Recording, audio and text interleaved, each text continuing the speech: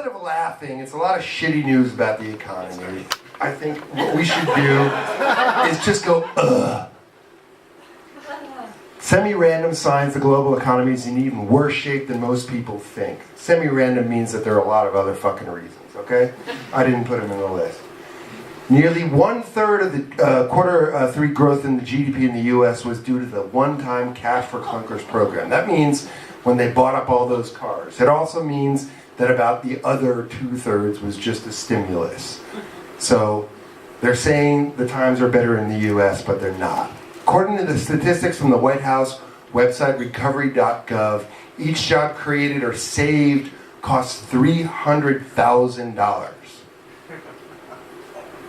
Last Friday's U.S. unemployment figure, 10.2%, the highest since 1983, does not count part-timers looking for a full-time job or those who have given up. If you count everybody, it's like 20%, which is the highest since about 1933.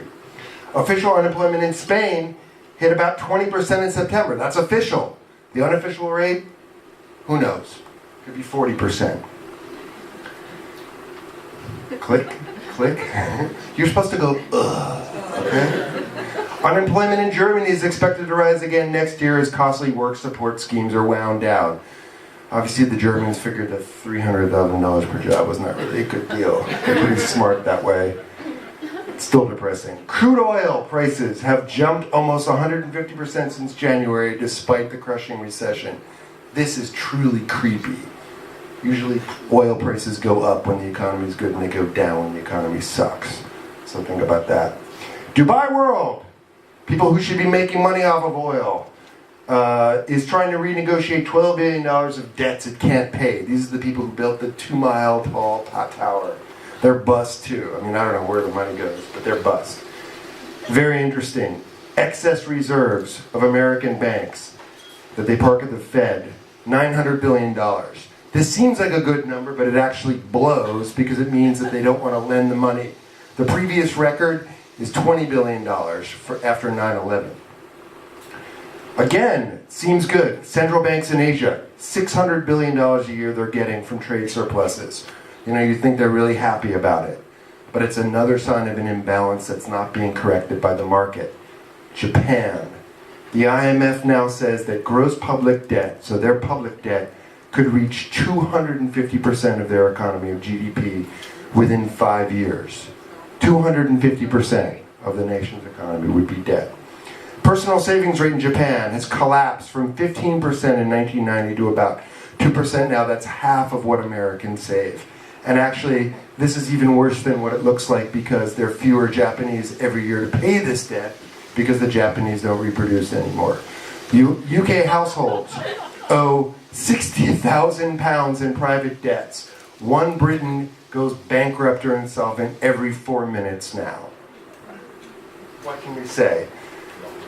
But the UK also has found out that £1.5 trillion has been added to the national debt in the last year, which is another £24,000 for every person in the country. Roughly $2 trillion. Why am I laughing? In U.S. commercial real estate, mortgages will mature in the next 4 years. Like, good luck. This is the next tragedy that's about to happen. We don't hear about it. Government guaranteed mortgages account for 98% of all mortgage-backed securities in the U.S. in the last quarter. So the entire housing business is owned by the U.S. government, also going bad right now as we speak. For the first time since the 1930s, individual taxes paid by Americans are not covering federal transfer payments. This means they're borrowing money to pay benefits. Not a good story. Never a good story. And it gets worse, because if we had to balance the 2010 budget, next year's budget, taxes would have to rise by 60%. U.S. taxes. Good luck with that. Over the next 4 years, the U.S. government must roll over almost $3.5 trillion in debt. So they're going to have to come back to the market. Good luck with that. I mean, we'll see where that goes. Dick, Doc, we're going to run out of cash in 4.5 weeks. That's the governor of New York State yesterday. And people ask me why I left New York for Europe. So just so you know. And I just want to say finally that that Al Gore's presentation about global warming is a lot more shitty than this, and everybody clap for that. So go ahead.